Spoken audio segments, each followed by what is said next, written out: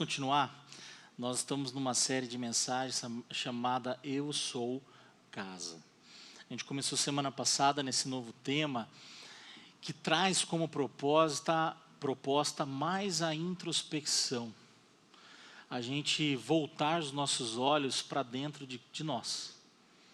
A gente fala muito de conduta, a gente fala muito de como viver, o que fazer, como pensar. Mas Deus nos levou a essa série porque nós entendemos que primeiro Deus nos edifica e depois Ele edifica através de nós. Primeiro uma árvore precisa ser plantada, regada, crescer, ter uma certa estrutura, depois ela vai dar fruto. E esse processo, ele é importante, por vezes a gente trabalhar, repensar. Então, eu sou casa é a nossa identidade. Não é o que eu faço, mas é quem eu sou. Semana passada a gente falou de 1 Coríntios 3,16. Não sabeis vós que sois o templo, o santuário, a casa de Deus? Foi uma pergunta que Paulo trouxe à igreja de Corinto e hoje nós vamos complementar um pouco do que falamos semana passada. Então, a série Eu Sou Casa não é sobre um prédio, é sobre o nosso coração. Não é sobre coisas que se perdem, rachaduras por conta de não ter um alicerce, uma árvore que cai, foi essa a ilustração que eu falei semana passada, por ter uma raiz podre, curta, uma raiz que não é profunda, e quando vem os ventos, caem. Não. A proposta bíblica é ao contrário, como vai dizer o Salmo número 1, e será plantado junto a ribeiros de água, o qual ela é alimentada, o qual ela vai sendo edificada, então ela cresce e ela dá fruto. O que eu quero falar um pouco hoje é que a expansão, ela começa dentro de nós. A expansão de qualquer área da nossa vida começa dentro de nós. Não se engane você que tem um trabalho. Seu trabalho só vai prosperar da maneira correta quando você expandir por dentro e não por fora. O teu casamento só vai ser bom de verdade quando você crescer por dentro. E não por atos externos, não por compras, não por sair a restaurantes caros, não por viagens. Isso é bom, só que isso é secundário, isso é um efeito, é um reflexo, é um desdobramento. O primeiro é lá dentro. E fica uma reflexão, quantos de vocês homens acordaram hoje e agradeceram a Deus pelas suas esposas? Filhas, mães. De verdade deram um abraço. Estou colocando vocês na fogueira aqui, e se você não fez, eu ia fazer a figurinha aqui, mas não posso. Se você não fez, peça perdão depois, fala, a palavra foi para mim e eu te amo, meu amor. Porque a gente precisa aprender a valorizar o que merece valor. A gente precisa valorizar o que de fato tem valor. E isso tem a ver com o desdobramento de quem nós somos também em Deus. O crescimento externo, sem transformação interna, é um problema, foi o que a gente falou semana passada. Hoje eu quero que a gente trabalhe um pouco essa perspectiva. Olha para essa foto, eu quero que você reflita um pouco o que isso significa para você. Está muito óbvio, mas aqui eu estou falando de vida, não estou falando de um celular. Ele pode ser bonito, pode ser sofisticado, pode ser de última geração, pode ser moderno, incrível, perfeito. Mas ele não vale nada, 0%, se não tiver bateria. Agora pense que isso é a tua vida. Sem Deus, sem uma espiritualidade verdadeira, autêntica, sem santidade. É o retrato da nossa sociedade, uma vida sofisticada e uma alma cansada. Faz sentido? A gente vê glamour, a gente vê tecnologia, a gente vê muitas coisas bonitas, Muitas mesas postas, muitos carros cheios de 9 horas, muito cafezinho, fotinho para lá, para cá, nananã. Mas e lá dentro? Como é que está o coração? Uma vida sofisticada, uma alma cansada. Sem saber para onde ir, tentando buscar, tatear no escuro. Aonde que eu vou? Eu tenho um Armani, eu tenho um Tag Heuer, eu tenho um tênis, um sapato, não sei o quê, mas para onde eu estou indo? Para onde que eu estou indo? É o retrato da nossa sociedade, uma vida sofisticada, uma alma cansada, esgotada. E eu diria que talvez essa é a maior dor da nossa geração. A maior dor, um contraste. Por fora, o aparente progresso. Estou crescendo, estou evoluindo, olha o meu Instagram. Olha o meu site. Um aparente progresso, mas por dentro confusão, bagunça, exaustão. Você consegue perceber como está a sociedade? E para o cristão, para nós cristãos, você que se identifica como cristão, sendo de fato ou não, a Bíblia chama isso, vai chamar isso de falta de santidade. Essa foto. Esse celular zero bateria é uma vida fake por fora e totalmente sem essa busca por quem é Deus. Essa conexão que nós chamamos de santidade, essa busca. Esse comportamento lindo por fora e por dentro não existe. É uma projeção de uma falsidade. E querendo impressionar a quem? O outro que também não é ninguém. Já parou para pensar que loucura? Santidade não é religiosidade, não é aparência espiritual, não é um comportamento teatral, não é teatro. Mas o que a gente tem visto aí chega a beirar um teatro. E eu como pastor, eu falo, meu Deus, esses dias eu estava vendo, se você viu meus stories, eu estava vendo um pouco da igreja perseguida. Os caras sendo enterrados vivos, olhando para cima e terra caindo nos olhos. Os cristãos, por não negar Jesus. Crianças passando fome e a gente reclamando porque está comendo carne moída em casa. A gente reclamando porque talvez não tenha o vinho da marca que eu queria, não achei no Pague Menos, não sei na onde. Reclamando porque hoje eu só comi um bife com ovo. Gente, quem nós somos? Nós somos casa de Deus mesmo? E isso deixa um pouco indignado, porque quando eu começo a olhar o choque de realidade que a gente deveria ter, e a gente cair no nosso lugar em si, nós deveríamos parar e orar a Deus e clamar por perdão e misericórdia, do tanto que a gente reclama, do tanto que a gente acha que é alguém, que a gente pode, que a gente não pode nada sem Ele. Uma vida sofisticada, uma alma cansada.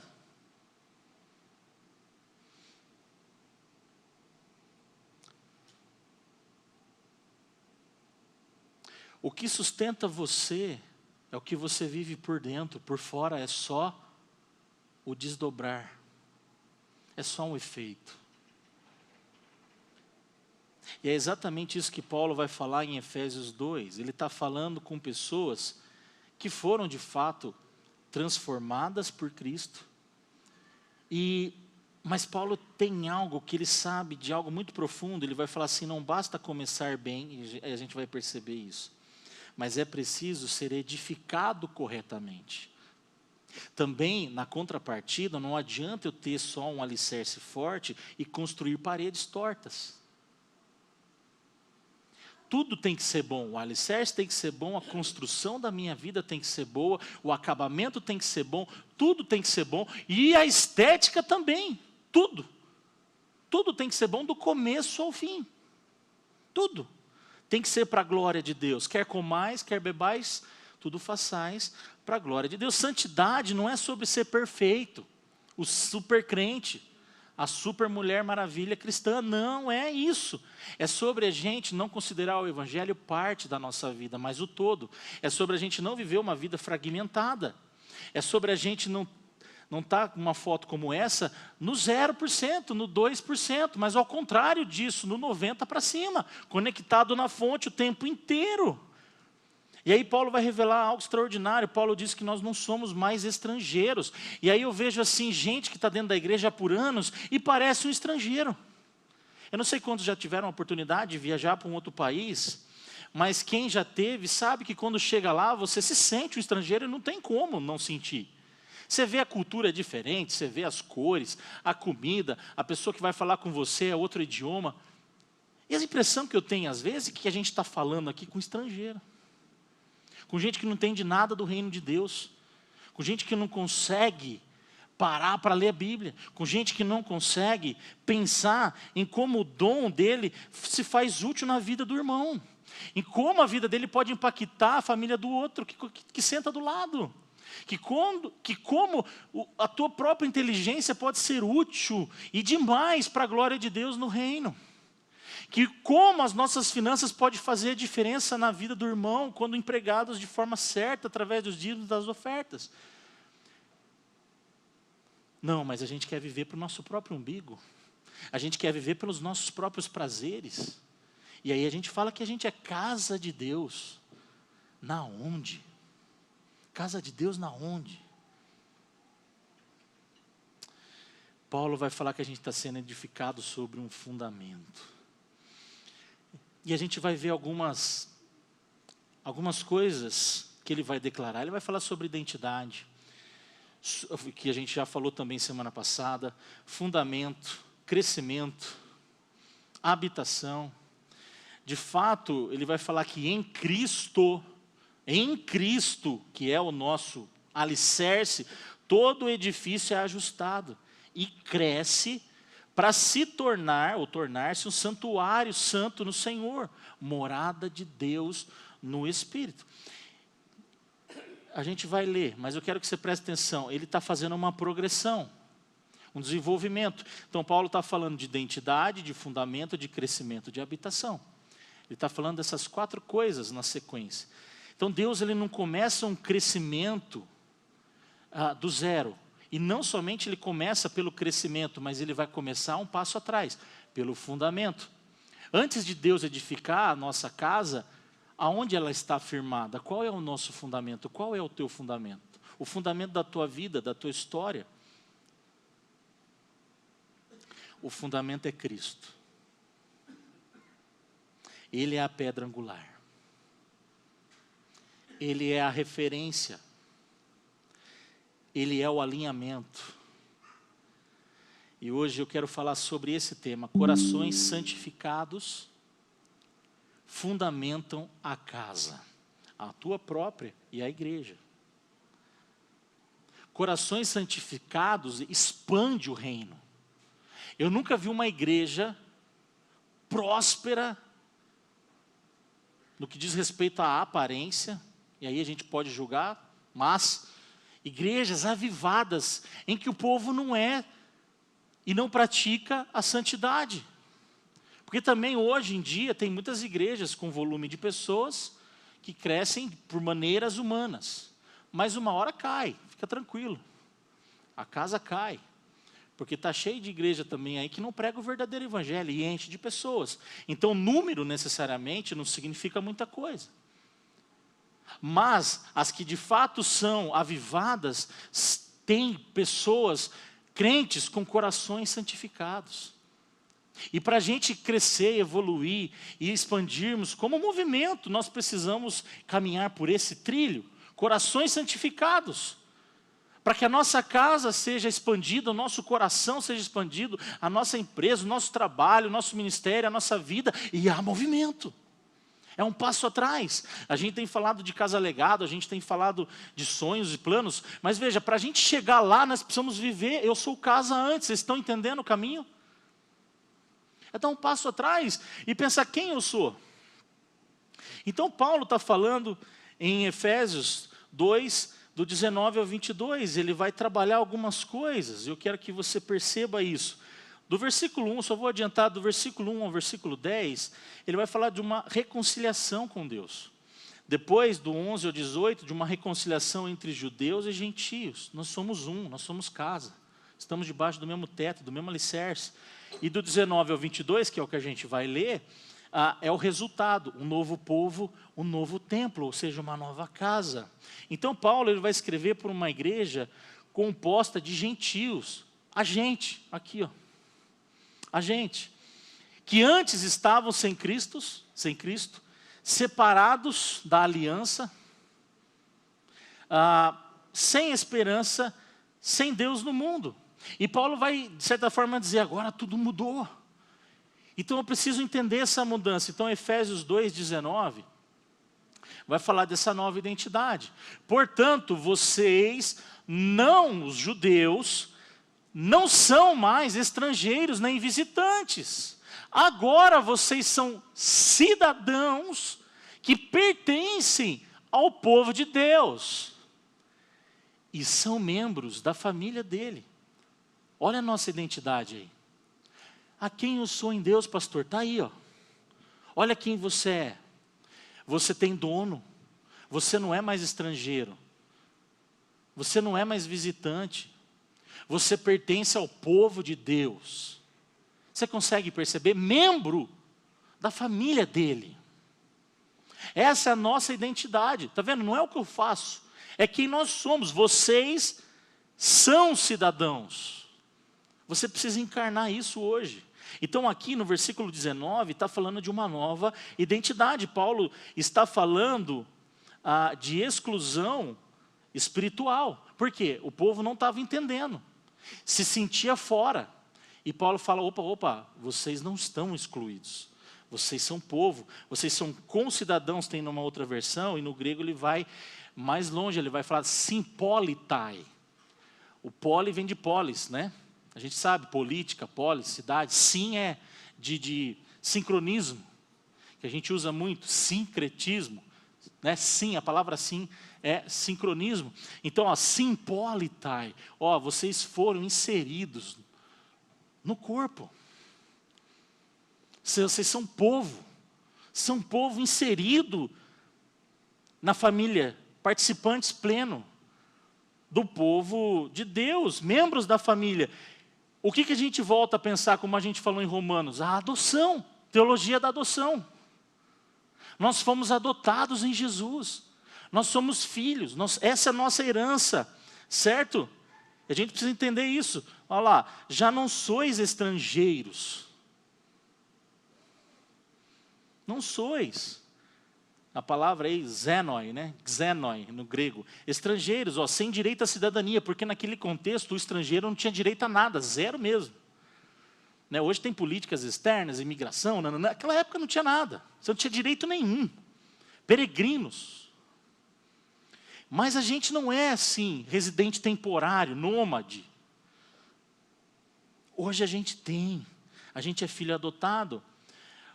No versículo 20, vai falar de fundamento. Vocês são como um edifício. Entra aqui uma metáfora. Vocês são, está falando também ainda de identidade também. Vocês são como um edifício e estão construídos sobre o alicerce que os apóstolos e os profetas colocaram. E a pedra fundamental deste edifício é o próprio Cristo Jesus. Não é São Benedito, São Marcos, São não sei o quê. Não é São, não existe santo nenhum. É Jesus Cristo. Ele é a pedra angular. Não existe outro fundamento. Ele é o fundamento. Ele é o único fundamento e já foi lançado. Vocês estão construídos. A gente já está sobre ele. A gente precisa entender isso. Somos alguém por conta dele. Por conta dele ser o alicerce. Ele é o fundamento. E isso aqui é uma revelação apostólica. Essa é a verdadeira revelação que Paulo traz para nós. O fundamento é único e já foi lançado. E aliás, isso também é um princípio do sola scriptura e do solos Christus, que a gente vai ver na reforma. Ele é a palavra, ele é o alicerce e ele é o Cristo, certo? Ele é a pedra angular. Então a pedra principal que alinha toda a estrutura é chamada de pedra angular. Era um princípio da construção naquela época. As casas eram feitas de pedras, né? Era pedra sobre pedra, ia fazendo tal. Então aquela pedra que dava o ângulo ali e tal, o 90 graus, e aqui vem para cá, ali vai para lá, pedra angular. Ela dá direção, ela dá coesão, ela dá estabilidade. A pedra principal. Então, sem Cristo no centro, a igreja perde tudo isso. Alinhamento, direção, propósito, ajuste, sentido. Consegue entender? Sobre o fundamento dos apóstolos. E como eu falei aí, o fundamento é único, já foi lançado. O versículo 21 de Efésios 2 vai falar então de crescimento orgânico. Ele, Cristo, mantém o edifício todo bem firme e faz com que cresça como um templo dedicado ao Senhor. Então é Ele. E mais uma vez, Ele é o protagonista e não nós. Cristo é o protagonista de quem nós somos. Ele é o Senhor da igreja. Ele faz com que cresça. Não é a gente. Nós só somos coparticipantes. A gente não tem poder nenhum. A gente só tem o privilégio de sermos servos. Eu não sou melhor que você, você não é melhor que eu. Cada um está numa posição diferente, só isso. Você tem o dom que eu não tenho. Você pode acolher pessoas melhor do que eu. Você pode fazer algo para alguém melhor do que eu. Talvez eu possa pregar melhor que você. Eu possa entender de teologia um pouquinho mais. Mas são funções diferentes. E isso que é bonito no corpo. Se todo mundo fosse dedinho, quem seria o dedão do pé? Se todo mundo fosse calcanhar, quem seria, né, a orelha esquerda? Todos somos importantes. A igreja não é um aglomerado, é um organismo vivo. É um organismo vivo.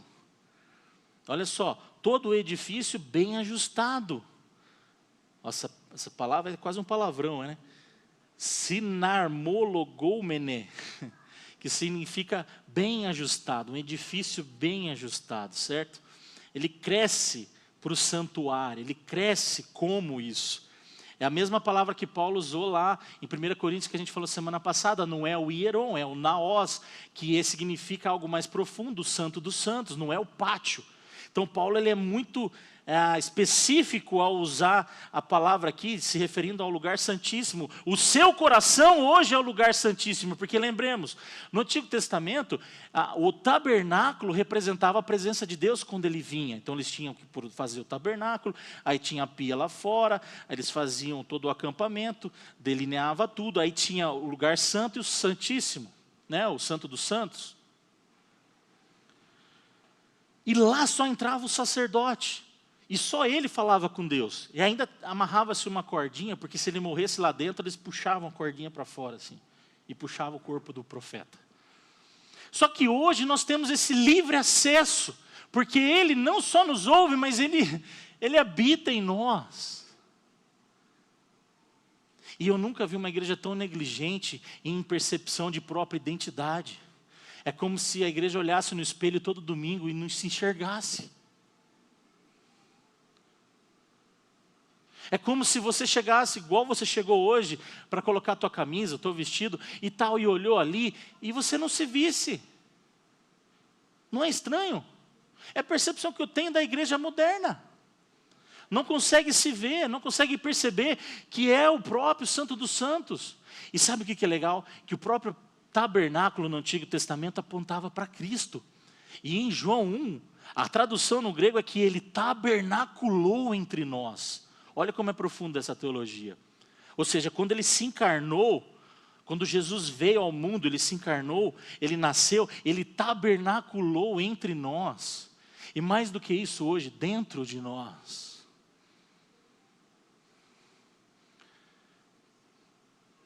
Consegue perceber como isso é maravilhoso? Nós somos o lugar da presença. Você é o lugar da presença, você é casa de Deus. É isso que você é. Por isso deve te constranger. É por isso que o diabo não quer que você entenda a tua identidade. Por quê? Porque se isso não te constrange, isso não mexe com você, você vai continuar pecando. Você vai continuar não orando. Você vai continuar flertando com o bebê até cair, com pornografia, com contatinhos. Você vai continuar pensando nas coisas erradas. Você vai continuar maldizendo os seus líderes, o teu patrão, teu chefe, tua esposa, tua mãe, quem quer que seja. A ingratidão vai tomar conta do seu coração. Enquanto você não sabe quem você é fantoche na mão do diabo, entendeu? Agora, quando você sabe com quem você é, você fala, opa, isso não tem a ver comigo. É igual você querer colocar uma roda de carroça numa Mercedes, igual lá no Top Gun, lá do Rambo, lá, o cara lá, né, tá lá uma Mercedona, o cara querendo colocar uma roda de carroça numa Mercedes, não dá. Por quê? Porque não tem nada a ver uma coisa com a outra. Isso não tem a ver com a minha identidade, por que eu estou vivendo assim? Então essa reflexão você deveria ter tido todos os dias. Por que eu estou vivendo assim? Isso não tem a ver comigo. Eu sou um edifício, eu sou morada do Altíssimo. Senhor, Espírito Santo, por que eu estou acessando essa desgraça desse vídeo? Por que eu estou querendo ligar para fulana? Por que eu estou... Entende? Porque não tem a ver com a sua identidade. Você é o lugar da presença. O versículo 22 continua. Assim vocês também unidos com Cristo. Olha isso. Unidos com Cristo. Isso talvez é a teologia mais bonita de Calvino. Ele vai falar da união mística. A gente está unido com Cristo. Você consegue entender? Unidos com Cristo, sendo construídos junto com os outros, para se tornarem uma casa de Deus, uma casa onde Deus vive por meio do seu Espírito. Unidos com Cristo, habitação, um processo contínuo de habitação. Não mais visitantes, mas agora uma presença permanente, uma residência permanente. Consegue ver? Tudo a ver com o que a gente falou semana passada. Paulo lá fala aos Coríntios, aqui ele fala aos Efésios. Percebe que a teologia de Paulo, ela sempre vai se complementando. Então veja, não é mais ocasional, é residência permanente. Então olha para isso. Efésios então 2, do 19 ao 22, vai apontar a gente para uma nova identidade. Então você agora pertence. Se você é casa, se você é família de Deus, você pertence a alguém. Esse alguém se chama Jesus e a tua casa está aqui ao seu lado. Nós juntos somos casa, nós somos corpo, nós nos pertencemos. Eu tenho que querer o seu bem, você tem que querer o meu bem. Eu tenho que orar por você e você tem que orar por mim. Essa deve ser a dinâmica do corpo. Eu tenho que te ajudar se você tiver em necessidade. Você deve me ajudar se eu tiver em necessidade. Eu tenho que te falar a verdade em amor, mesmo que você não goste de mim. E pastor sofre com essa tarefa, né? Que às vezes a gente tem que puxar a orelha, tem que falar e a pessoa não gosta. Mas é em amor, viu, irmão? É porque Deus dá um chamado para nós, não só para o pastor, mas para o presbítero também, para os líderes. Não se sinta, não leve para o lado pessoal, isso é amor, Deus corrige o filho que ama. Pertencimento, você tem uma nova identidade. Segunda coisa, uma nova estrutura então. Porque a partir disso você vai pensar totalmente diferente. A palavra como fundamento. O verbo Cristo, a gente tem uma nova maneira de pensar, um novo centro. Eu não sou mais egocentrado, agora sou cristocentrado. Ele não é a pedra angular, ele é o centro de tudo. Ele é que dá razão à minha existência, ao meu modo de pensar, de falar, de agir. Antigamente a gente cantava uma canção. Vem dirigir o meu viver, o meu pensar, o meu falar, o meu sentir, o meu agir. Espírito, Espírito, Espírito Santo de Deus. A gente cantava isso. E eu vou te falar, isso nos renovava. Isso nos transformava. Porque a gente dava acesso ao Espírito Santo. Continuando. Nova função. Porque agora, você entendendo quem você é, você vai entender o que você faz. Uma coisa precede a outra. Você sabendo quem você é, eu sei que eu sou um alicate. Para que serve o alicate? Para serrar. Entende? Então, eu sou um serrote, eu sirvo para quê? Para apertar? Não. Eu sou casa de Deus, para que eu sirvo? Para ser habitação dEle, para acolher pessoas, para ser bênção, para ser acolhedor. O que adianta você ter uma casa linda, cheia de ornamento, de quadro caro, de sofá não sei o quê, mas você não recebe nenhum grilo na sua casa? O que adianta? Sejamos sinceros, irmãos. Do que adianta você ter um carrão maravilhoso, você não dá carona para aquela senhora que precisa? Do que adianta? É a mesma coisa se você... Olha só, você vai lá no mercado, você compra o carvão, aí você passa no Sam's Club, não sei na onde, compra aquela picanha argentina, uruguaia, passa lá, pega um DV Catena, um vinho do bom, taca fogo na churrasqueira e fica olhando você sozinho para o fogo, sem ninguém para comer com você. Que graça tem? É a vida do crente que não entendeu a missão. O que adianta você fazer um churrasco sozinho para você e mais ninguém? Tem muito crente vivendo assim, nessa metáfora. Deus dá condição, Deus dá inteligência, Deus dá dinheiro, Deus dá network, e o crente... Vamos acordar, gente. Olha o mundo aí, guerra, bomba caindo para todo lado, crente sendo perseguido, as coisas acontecendo, e a gente vivendo para o nosso próprio egoísmo. Que casa é essa? Será que eu sou casa mesmo? Templo vivo. E a última coisa, novo propósito, que se encaixa aí. Quando eu entendo minha função, logo, o propósito está junto. Eu sou a habitação do Espírito, eu tenho um porquê disso. Existe um grande porquê por trás de tudo isso. Então Deus não habita em templos físicos. Deus habita em um povo, no nosso meio, um povo redimido. Salmo 22, versículo 3 vai falar disso, que Ele habita em meio aos louvores do seu povo. Ele está entre nós. Eu lembrei de uma outra música, né? Deus não habita em tendas, nem em templos feitos por mãos. Eterno, perfeito, princípio e fim, acima das religiões. Não há nada no céu, na terra ou no mar, semelhante a ti, Senhor. Tua imagem está revelada a nós. Agora esqueci o resto. No teu amor incomparável, Senhor, tu és. A música é essa, incomparável. E a gente se perde. Veja, Jesus é o verdadeiro templo hoje. E se nós estamos unidos a Ele, nós somos também. Se nós somos corpo, somos corpo e Ele é o cabeça, nós somos um. É isso que a gente não pode desvincular.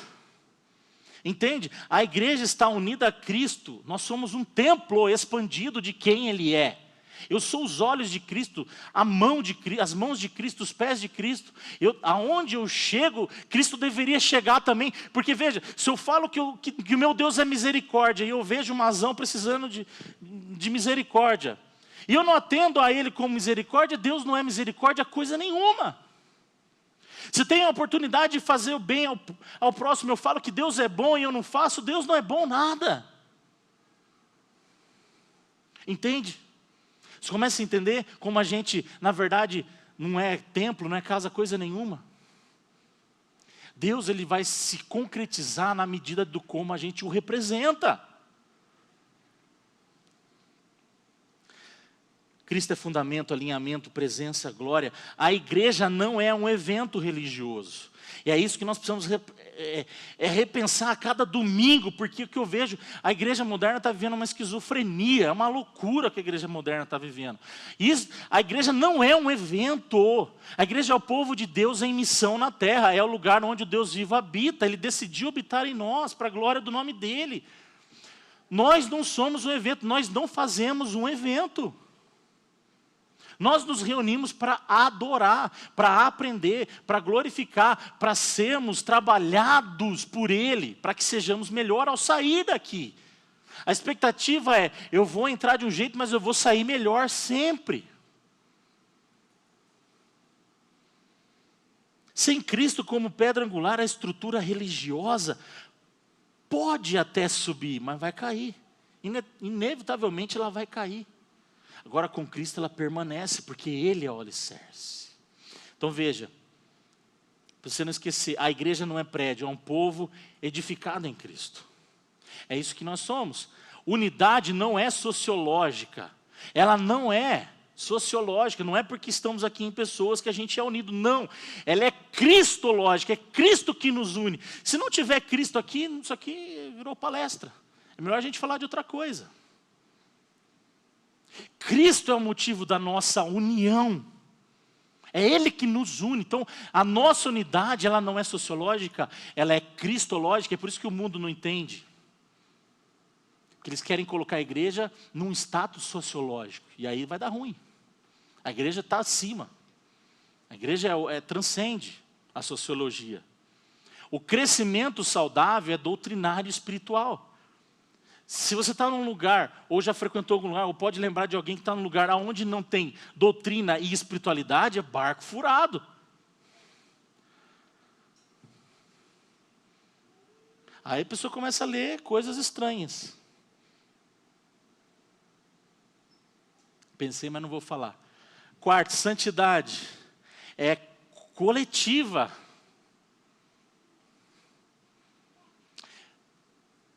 O meu irmão me ajuda a ser mais santo. Eu também devo ajudá-lo a ser mais santo. Então a santidade não é apenas algo individual, mas também é coletivo. Quando somos igreja, a gente vai como vai dizer Provérbios, como o ferro afia o ferro. A gente vai se afiando, a gente vai se moldando, um vai ajudando o outro. Eu dou a liberdade para o outro vir e falar algo para mim, porque eu não sou melhor.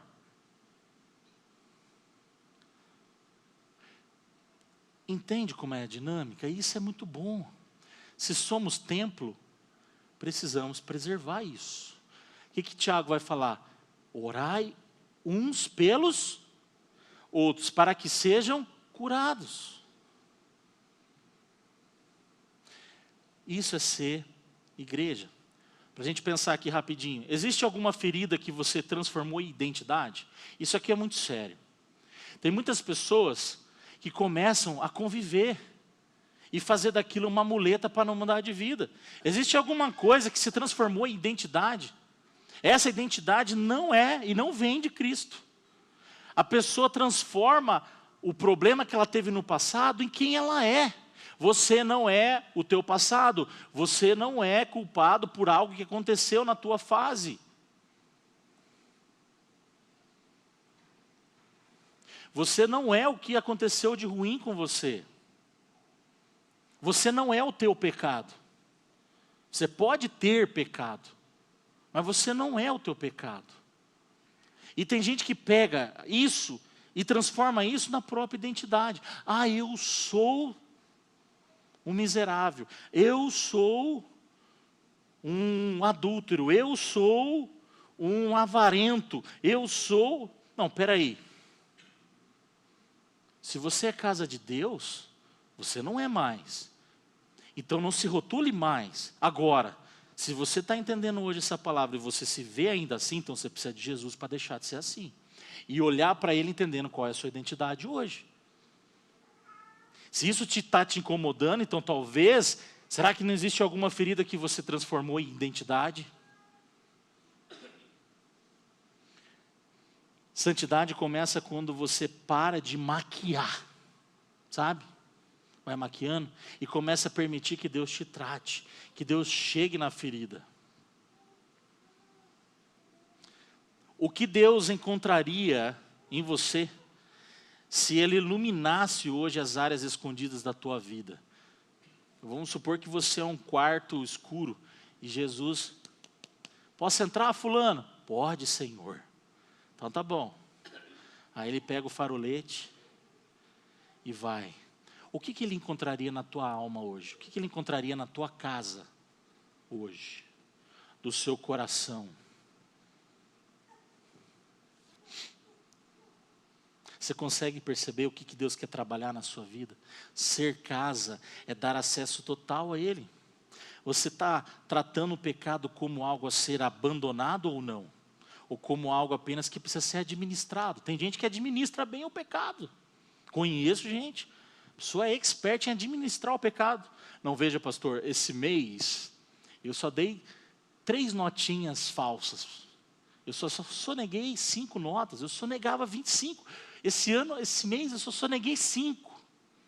Tá. Então veja bem, eu contava muito mais mentira. Hoje eu só conto umas 4 ou 5 por dia. Então vai administrando o pecado. Não, mas espera aí. Se não tem a ver com a sua identidade, por que você está fazendo? A verdade é que o brasileiro é muito bom em dar jeitinho e arrumar desculpa para tudo. Pare de dar desculpa, se volte para o Senhor nessa manhã. Deixa Ele trabalhar no seu coração. Sua vida tem sido apenas um lugar onde Deus visita? Ou um lugar onde Ele pode alcançar outras pessoas? Olha o propósito aqui, gente. Olha a tua função como casa. Como gente que entendeu a essência. Consegue entender? Sua vida tem sido apenas, e esse apenas é muito pobre, tá? Pobre. Um lugar onde Deus visita. Sabe, é o crente Airbnb, é tipo isso. Pode ser chique, bonito, moderno, mas a pessoa, o Espírito Santo só entra, fica um pouquinho e vai embora. É o crente Airbnb. Não, Deus quer que você seja morada. Morada. Que você fale assim, pode entrar, Senhor, senta. Vamos cear juntos. Deixa eu lavar seus pés. Lava os meus. Faz igual Pedro. Quando virou a chave, Pedro ficou tão extravagante que Pedro foi lá para Nárnia. Senhor, se é assim, então deixa eu lavar o Senhor inteiro, os pés, a cabeça. Me lava por completo. Quando a gente entende a graça, a gente não se limita não, a gente se torna um adorador extravagante. E um adorador extravagante não é bagunceiro, ele não tem reservas. Ele vai adorar com o coração, com tudo que ele é, com tudo que ele tem. Ele vai olhar para as pessoas diferente, ele vai querer o bem do próximo. Ele vai pensar 2 vezes antes de brigar com a esposa vai pensar 2 vezes antes de acusar o marido, antes de ofender o marido. Antes de bater no seu filho, você vai pensar, vai respirar. Sabe, a gente precisa entender que nós somos casa. E casa combina com acolhimento. Casa combina com um lugar gostoso para estar. Casa combina com um ambiente de tranquilidade, de paz, de calmaria. De um ambiente onde você encontra morada, você quer estar depois daquele dia difícil, complicado, você quer poder deitar no seu sofá, olhar para o nada, olhar para o céu, assim, ó, ligar lá o teu sonzinho baixinho, fazer um café, ficar olhando para o nada, você quer simplesmente sentar e estar. Até por isso que chama sala de estar, né? Você não fazer nada, você só quer contemplar o teu lar, aquele quadro bonito que você colocou e tal. Tem momentos assim, porque isso é ser casa. Mas tem momentos de você acolher alguém para um bom café. Tem momentos de você chamar alguém para conversar, comer uma pizza, abrir um bom vinho, acolher a dor do outro, falar de Jesus para alguém. Também tem a ver com ser casa. De você abrir lá o fundo, lá, meter a vape, fazer um churrasco, receber alguém. Isso é ser casa também. Fazer uma vaca atolada, lembrei aqui, fala a Deus. Coisa boa, não é coisa boa? Agora traz isso para o espiritual. É isso que Deus quer que a gente seja. Pessoas agradáveis, pessoas bacanas. Você já mijou? Você é convidado para ir na casa de alguém, chega lá, a casa caindo no pedaço, fedida, bosta do cachorro, para cá, para lá, assim. Você vai no portão, está enferrujado de tanto gato mijar. Você fala, você até entra, mas você vai uma vez só. Você não vai 2. Aí você chega no banheiro, vai fazer o número 2, não tem papel. Ô, glória, aí você falou, Deus, que luta, né? Você trouxe eu para um campo de guerra ou para a casa de alguém, né? Mas você já pensou também na desgraça que é você encontrar um lugar assim bagunçado, relaxado? Aí você pensa assim, putz, essa pessoa não pensou em mim, não. A pessoa não está querendo me receber, ela está querendo é que eu suma da vida dela. Tem água? Tem, água quente. Ou então pior, vai lá água da torneira. Pega lá na torneira, na pia. Eu não tô falando de luxo. Simplicidade, às vezes, é muito diferente. Eu já fui em casas simples, que fui muito bem recebido. Que eu vi que o chão estava limpinho. Mesmo que a pessoa não tivesse uma condição de ter uma casa luxuosa. Que me recebia muito bem. Que puxava a cadeira para eu sentar. Eu sei, já fui em muitas casas assim. Então não é sobre luxo. Entendo o que eu estou dizendo, é sobre essência. Essência de cuidado, de amor, de carinho. Deus não espera que você esteja pronto. Não é sobre perfeição. Um coração que se expande, olha só, Ele espera que você esteja disponível. Eis-me aqui. Foi o que o Senhor falou para Isaías. Eis-me aqui. A construção, ela é um progresso, certo? Santidade é processo. É processo. É uma coisa atrás da outra todos os dias. Constância, repeteco. Eu vou buscar Deus, eu vou ler a Bíblia, eu vou vir para o culto, eu vou contribuir, eu vou ensinar alguém, eu vou discipular, serei discipulado, eu abaixo a guarda, eu ensino, eu sou ensinado. Isso é processo, isso é santidade. Vou pôr um bom hino, vou renunciar ao pecado, vou elogiar quem caminha comigo, vou ser fã dos meus amigos, vou caminhar perto de quem gosta de mim. Tudo isso também é santidade. Certo? Horizontalmente e horizontalmente também. Tem que ser intencional. Tem que ser bacana. Abaixa a tua cabeça. Fecha os teus olhos. Talvez você entrou aqui cansado hoje. Eu não sei, mas talvez você entrou cansado. De tantas fases que você já viveu na sua vida, eu não sei. Como estão as tuas estruturas, como está o seu coração, as tuas raízes. Cansado de talvez querer sustentar uma imagem para o lado de fora. Para alguém que não está nem aí para você, querendo expor algo, não sei, que está passando no seu coração. Talvez você esteja desalinhado por dentro, porque de fato te falta orientação, te falta Jesus, mas a boa notícia é que Cristo é a pedra angular. A boa notícia é que Jesus te ama e quer direcionar a tua vida, o teu coração, a tua história. A boa notícia é que isso é evangelho, Ele se encarnou entre nós. Ele quer se encarnar em você, Ele quer habitar em você, Ele quer transformar a tua história, Ele quer mudar a tua vida, o teu coração. E sabe, Jesus não quer maquiar quem você é, Ele quer te fazer novo. Jesus não quer passar massa corrida numa parede rachada, Ele quer te demolir, fazer de novo. Isso é transformador. Ele quer pegar você como se você fosse um vaso e levasse à casa do oleiro e moesse aquele vaso e quebrasse e ali Ele vai fazer de novo. É isso que Ele quer fazer com a tua vida. Ele quer te fazer de novo. Eu não sei se você tem 30 anos de crente, mas Ele pode, se Ele quiser, deixa Ele te quebrar de novo. Se você precisa ser moldado, arrebentado por Ele hoje, deixa. Ele te conhece mais do que você mesmo. Jesus te conhece mais do que a sua mãe te conhece, mais do que seu pai, mais do que o teu cônjuge.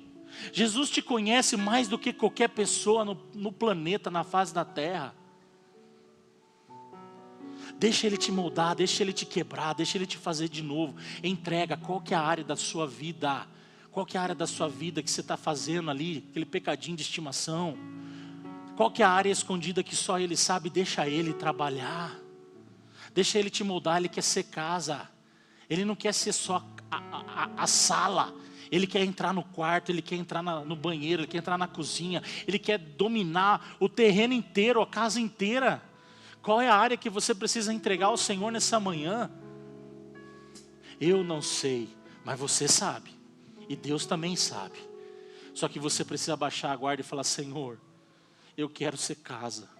Eu quero que o Senhor habita no meu coração. Eu quero que você me faça novo essa manhã de novo. Não importa quanto tempo você tenha de cristianismo. Não é teologia que te salva, irmão. É o quanto Jesus habita dentro de você. Você é um celular com 0% de bateria. Se você deixa Ele te encher.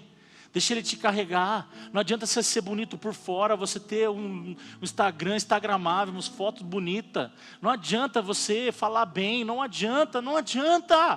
Ele precisa te transformar, Ele precisa te moldar, Ele precisa fazer de você uma nova pessoa. Você precisa entender a missão, você precisa entender o Evangelho, você precisa entender que você nasceu para a glória do nome dEle e mais nada.